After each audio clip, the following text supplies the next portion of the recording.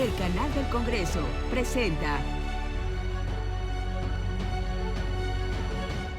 Bienvenidas y bienvenidos a Vivas, Libres y Sin Miedo. Soy Isolda Vela y el tema de hoy es la desaparición de mujeres, niñas y adolescentes en México. Comenzamos.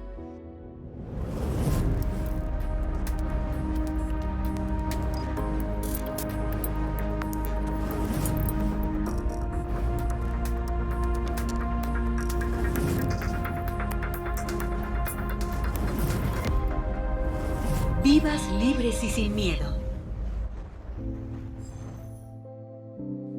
De acuerdo con la Red por los Derechos de la Infancia en México, durante el 2023 se reportaron diariamente como desaparecidas o no localizadas 25 personas de entre 0 y 17 años. Afortunadamente, la mayor parte de los casos, 83.2%, fueron localizados. Sin embargo, por cada 100 personas de 0 a 17 años localizadas, una fue hallada sin vida. La desaparición de adolescentes y mujeres en México es una situación que requiere una atención urgente y un enfoque multidimensional para abordar sus causas y proporcionar justicia y apoyo a las familias afectadas. La participación activa de la sociedad y la colaboración con organizaciones de derechos humanos son también fundamentales para garantizar una respuesta efectiva y sensible a esta crisis. Por ello, fortalecer los protocolos de prevención y de búsqueda de víctimas es fundamental. Hoy, en Vivas, Libres y Sin Miedo, nos visitan doctora Guadalupe Rodríguez Rodríguez, coordinadora de la especialidad de Antropología Forense de la Escuela Nacional de Antropología e Historia, y doctora Karina Anzola Vere, investigadora de la Universidad Nacional Autónoma de México.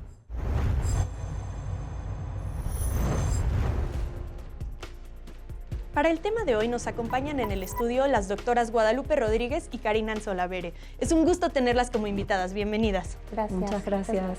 Me gustaría empezar con lo más básico, que es el concepto. ¿Qué es la desaparición? Bueno, Isolda, la desaparición muy simple es cuando una persona no sabemos a dónde está y, digamos, la buscamos, la familia la busca y no la encuentra. Eso es una persona que está desaparecida. Claro, ¿qué implica esto jurídicamente? Que hay una responsabilidad de las autoridades de buscarla. Cuando una persona no sabemos qué le pasó, imagínate tu familiar, que no sabemos qué le pasó, no te contesta el teléfono, pues hay una responsabilidad de buscarla por parte de las autoridades, y más cuando son mujeres, niñas o adolescentes, porque esto se presume que detrás hay la comisión de un delito, que se cometió un delito, entonces, por los antecedentes del país, ¿no?, en términos de violencia contra las mujeres. Entonces es esto, es cuando una persona no sabemos qué le pasó y no tenemos contacto con ella, es una persona desaparecida. ¿Y qué implica eso? Que hay una responsabilidad de buscarla. Y no sé si Guadalupe quieras complementar algo, sobre todo en el contexto de México. ¿Cuáles son las causas más comunes de esta desaparición o los tipos de desaparición? Claro, pues justo pensemos en los tipos de desaparición. Hay varios tipos. En específico vamos a hablar de las personas que deciden retirarse de su núcleo familiar, de su comunidad. Entonces es una desaparición voluntaria. Claro. Pero también tenemos desapariciones por un hecho catastrófico. Por ejemplo, pensemos en el terremoto del 17, que habían personas que se presumían desaparecidas, ¿no? Cuando hay, por ejemplo, que un barco o un avión ha tenido un accidente, también las personas no se localizan sus cuerpos, se presume que han fallecido, pero no están los cuerpos localizados, son personas desaparecidas. Y bueno, también, y tristemente en nuestro país, el gran número de personas que están desaparecidas no es por decisión propia. Entonces se presume que ha habido pues un delito que se está cometiendo o se ha cometido con ellas. Entonces aquí hablamos de la desaparición por particulares o la desaparición forzada. Que es por parte del Estado. Exactamente.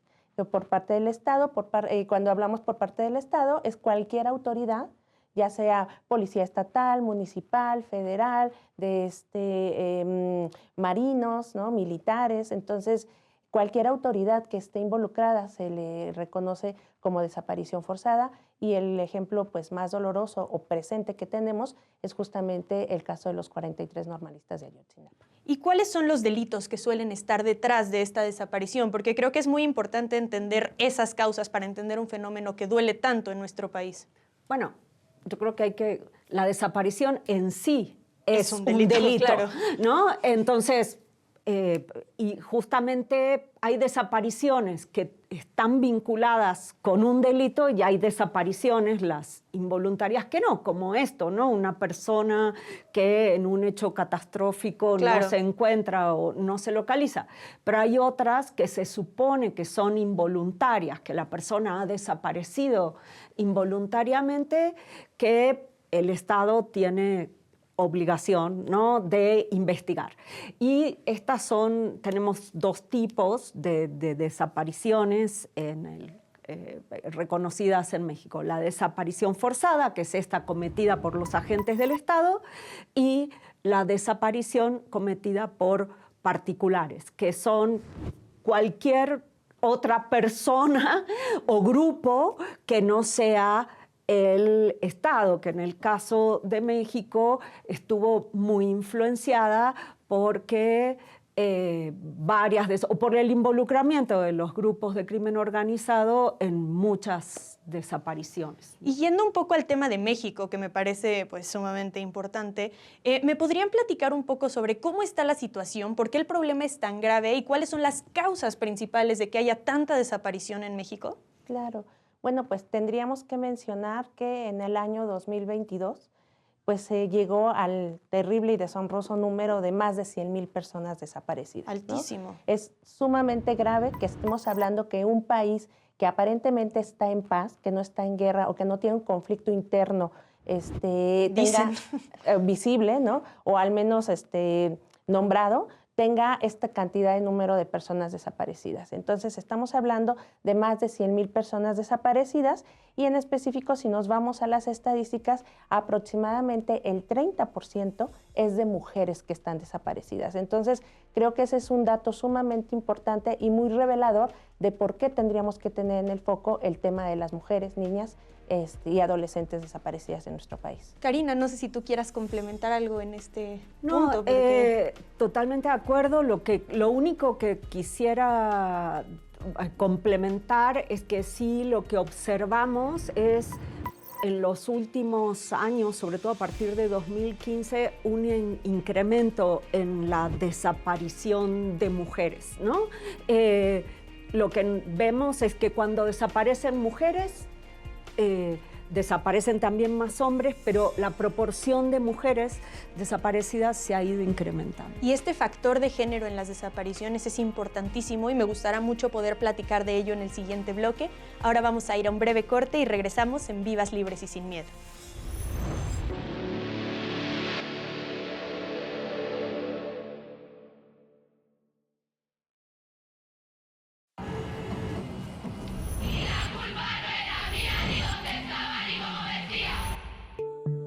Según una encuesta mundial, el 73% de las periodistas han experimentado violencia en línea. El 20% afirmó haber sufrido agresiones o abusos fuera de Internet en relación con la violencia en línea que había padecido.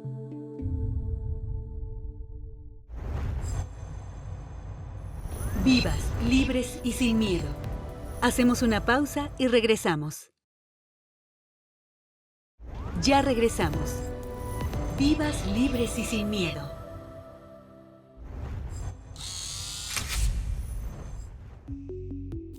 La Comisión Ejecutiva de Atención a Víctimas es una instancia del gobierno a nivel federal. Cada estado tiene también una comisión estatal y nos dedicamos a acompañar a víctimas del delito o violaciones a derechos humanos en aspectos importantes que puedan necesitar.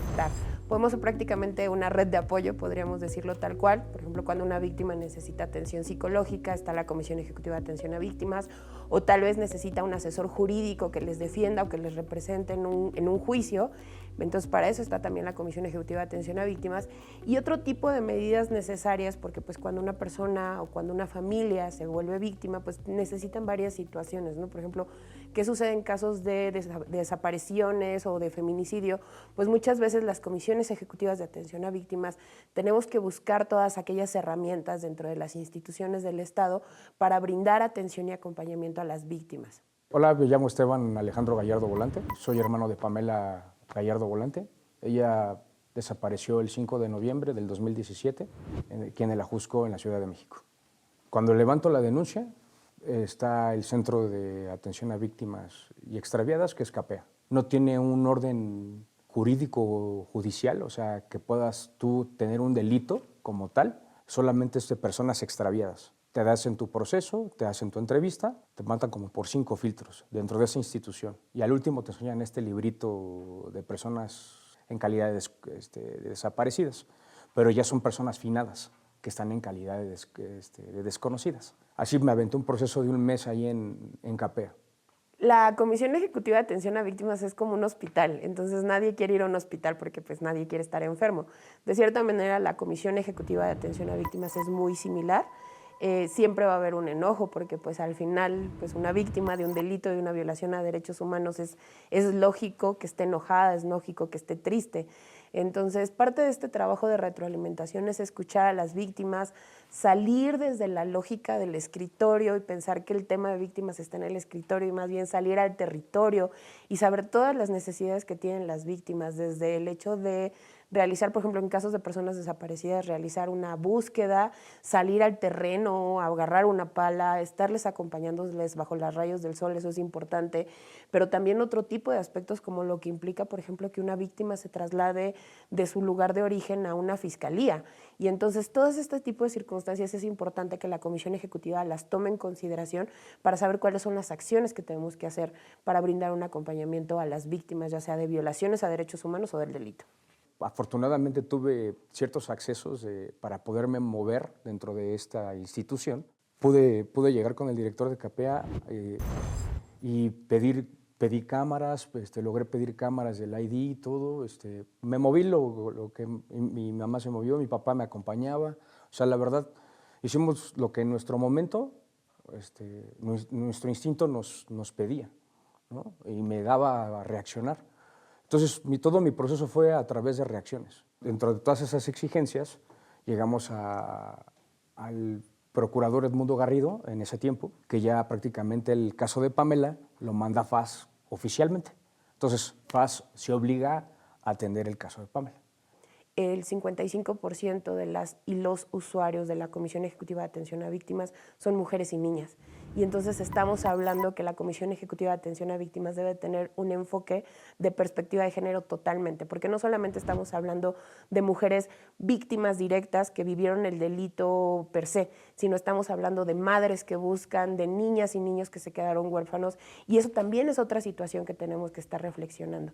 Entonces, pues esa fiscalía pues nos empieza a llevar prácticamente año y medio, por así decirlo, no recuerdo bien, pues sin muchos resultados, ¿no? O sea, sin muchos avances. O esa es la sensación que yo he vivido, porque hasta la fecha yo no tengo ningún resultado. Sigo estando en el mismo punto cuando yo denuncié.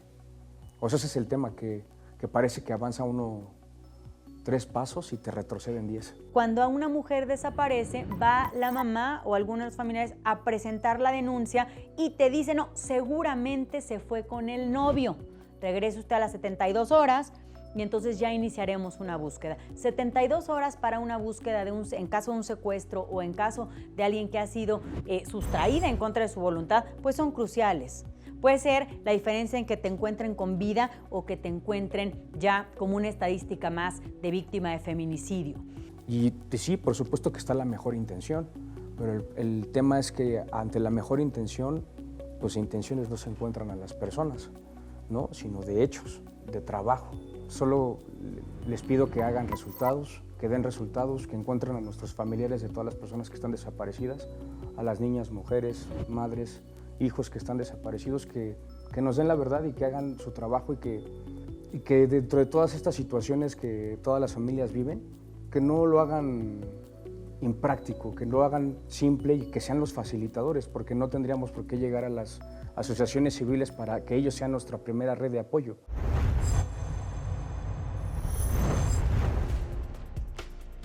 Estamos de vuelta en Vivas, Libres y Sin Miedo hablando sobre la desaparición de mujeres, niñas y adolescentes en México.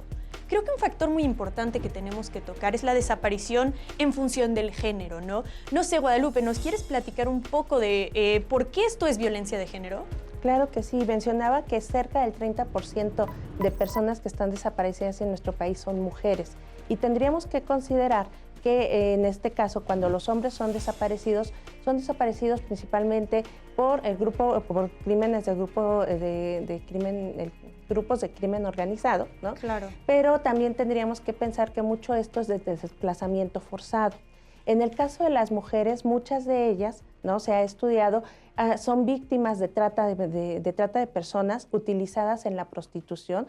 De hecho, me parece que hace apenas unos días se encontraron estos hoteles dentro de la Merced, donde la gran mayoría eran mujeres menores de 16 años. Entonces, bueno, el factor de género es muy importante. ¿Para qué son utilizadas las mujeres?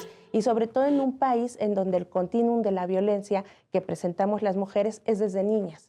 Desde niñas se han presentado, se hacen trabajos forzados, las niñas están obligadas en muchos casos a tener matrimonios infantiles, ¿no? Aún siendo niñas, son mujeres que son obligadas a trabajar para mantener a la familia, ¿no?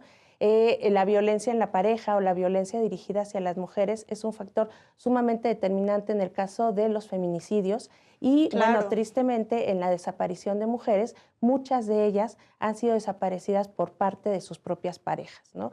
Entonces, bueno, el tema de la vulneración como de género, por supuesto que es un tema sumamente relevante y que nos pone en una situación de vulnerabilidad. Claro, y me imagino que muchas víctimas de feminicidio, si no las encuentran, pues son catalogadas como desaparecidas. Entonces, toda la violencia patriarcal se ve reflejada en esto, ¿no? Así es. Y creo que algo que mencionas que es muy importante, y Karina, me gustaría platicar contigo, es por qué es tan alto el número de niñas y adolescentes que desaparecen. Porque dentro de las mujeres hay un grupo todavía más vulnerado, que son las niñas y adolescentes. Sí, bueno, yo creo que en relación o en total acuerdo con lo que planteaba Guadalupe, no podemos pensar a las desapariciones fuera del régimen de violencia de género en el que están, claro, ¿no? O sea, la desaparición es una forma de expresión de la violencia y lo que sabemos es, con la poca información que hay, porque una de las características de las desapariciones es que desaparece la información sobre lo que pasó también,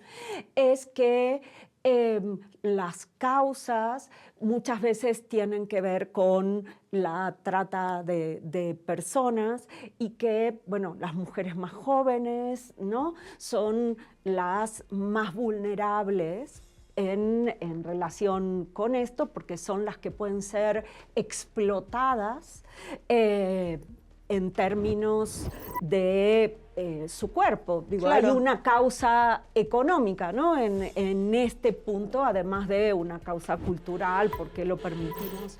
Y en ese sentido creo que este es un punto. Y la violencia familiar o la violencia más íntima o comunitaria es otra de las causas que están muy vinculadas con este grupo etario que, por cierto, no es el único, pero es significativo. Y creo que reconocer justamente que no todas las mujeres están en la misma posición de vulnerabilidad es fundamental para poder atacar el problema. Me gustará mucho platicar sobre esto en el siguiente bloque. Ahora vamos a ir a un breve corte y regresamos en Vivas, Libres y Sin Miedo.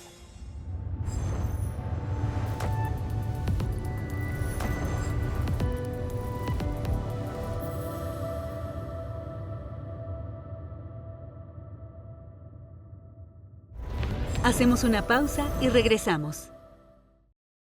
Ya regresamos.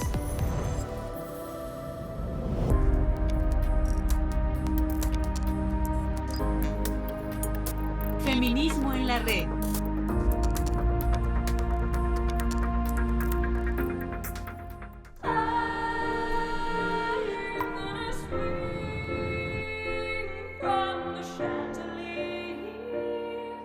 ¿Y a mí no me das un beso o qué? ¿Sí? ¿Cómo es que has venido? Pues nada, que quería saber dónde estabas y si estabas bien. Sí, vengo aquí a bailar. A bailar. Mira, Celia, que hemos quedado con papá y con mamá, ¿vale? Para ir a comer, para ir a cenar, da igual. La cuestión es que estemos los 4 en familia, ¿vale? Nena, esta noche hemos quedado tú y yo, ¿no? Bueno, sí, pero mi hermano... Joder, con tu hermano puedes quedar otro día, ¿no? ¿A ti no te importa, que no? ¿Tú me estás vacilando? No, te pregunto, ¿tú me estás vacilando a mí, niño? ¿Que te vas a poner borde conmigo? Sí, me voy a poner borde contigo. ¿Tú me estás vacilando, niño? Celia, no voy a consentir que me levante la Tú a mano. mi hermano no le hablas así, payaso. ¡Ay, no, por favor, no os peleéis! No, es la historia de Celia, una joven cuya tóxica y autodestructiva relación con Juan Carlos afecta a todo el círculo familiar y cercano de la joven. Sin embargo, todos compartimos una incómoda responsabilidad, pero solo Celia puede dar el primer paso. Que no vales nada, que te vas a quedar sola, que nunca... No.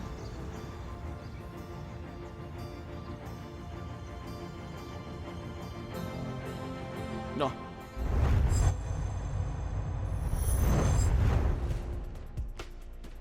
Estamos de vuelta en Vivas, Libres y Sin Miedo, hablando sobre la desaparición de mujeres, niñas y adolescentes. En el bloque pasado ya hablábamos de la condición de vulnerabilidad particular de mujeres y niñas, pero hay otra gran violencia que está invisibilizada, que es la de las adultas mayores. Guadalupe, ¿nos puedes platicar un poco sobre este tema? Muchas gracias. Fíjate que es un tema muy importante, pero está invisibilizado. Totalmente. Es decir, si nosotros miramos las cédulas de búsqueda, son muchas mujeres jóvenes, niñas, pero rara vez ves una cédula de una persona adulta mayor.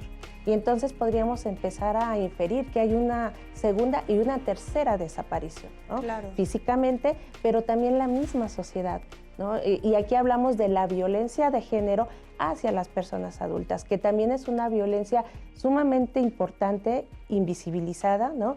Entonces, en estas violencias vemos mucha violencia física, abandono principalmente. Intrafamiliar. Claro. Puede ser, sí, también intrafamiliar, pero también un abandono social. Claro, eso es sí. importante mencionarlo.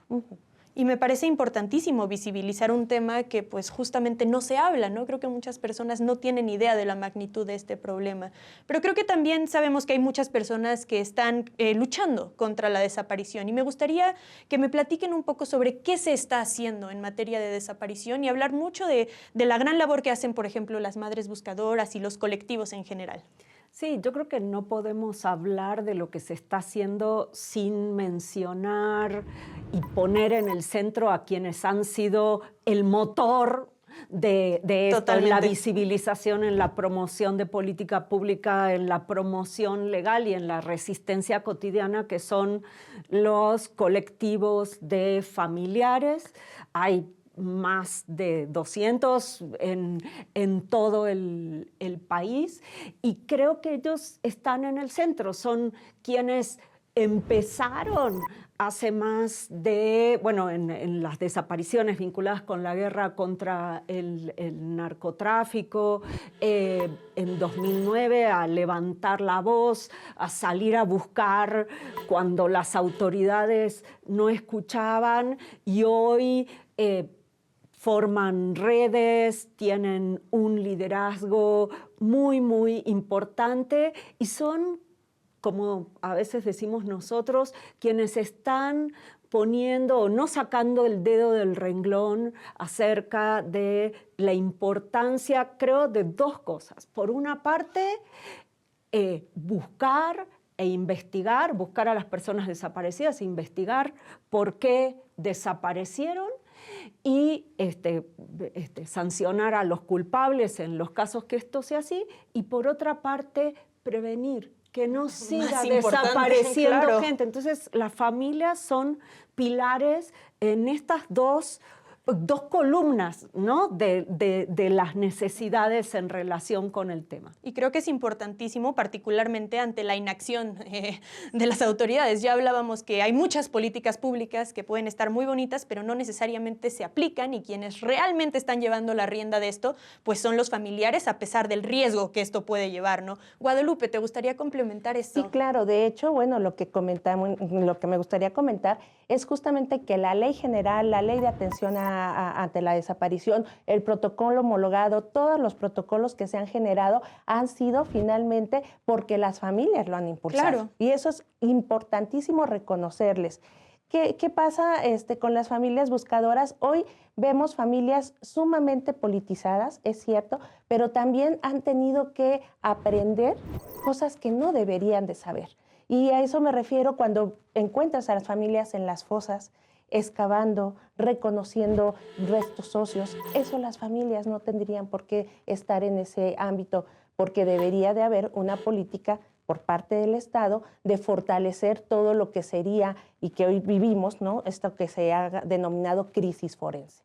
No hay especialistas suficientes y ¿quién está haciendo la tarea? Pues justamente las familias. Y eso es muy doloroso. Y creo que esto es un claro ejemplo de algo que el feminismo ha dicho durante ya muchos años, que es lo personal es político, ¿no? Aquí las familias han tenido que ser ese motor social y político para atender un problema tan grave. Entonces, creo que algo que también es muy importante es ver cómo se ven estos colectivos. Karina, ¿nos puedes contar un poquito sobre esto? Bueno, yo creo que estos colectivos han tenido un arco, ¿no? de cambio y de adaptación sí. a la situación, y ya como mencionaba Guadalupe, hoy vemos a madres y familiares con una capacidad de liderazgo y yo diría que hoy son un actor político los colectivos de familiares que hace 15 o 20 años no veíamos. Entonces, creo que ellos saben y ellas saben su lugar social, pero también saben que ellos son la voz que hablan por los que no están, porque claro. si no están ellos, ¿quién? ¿No? Entonces, creo que ese es un rol fundamental. Muchísimas gracias por habernos acompañado, fue un gusto tenerlas como invitadas. Esto fue Vivas, Libres y Sin Miedo. El día de hoy hablamos sobre la desaparición de mujeres, niñas y adolescentes en México. Hablamos sobre qué es la desaparición, cómo se ve en México, por qué es tan grave en relación con la violencia de género y de la gran labor que hacen los colectivos familiares para buscar soluciones a algo que nos duele tanto. Muchísimas gracias y recuerda, nos queremos vivas, libres y sin miedo.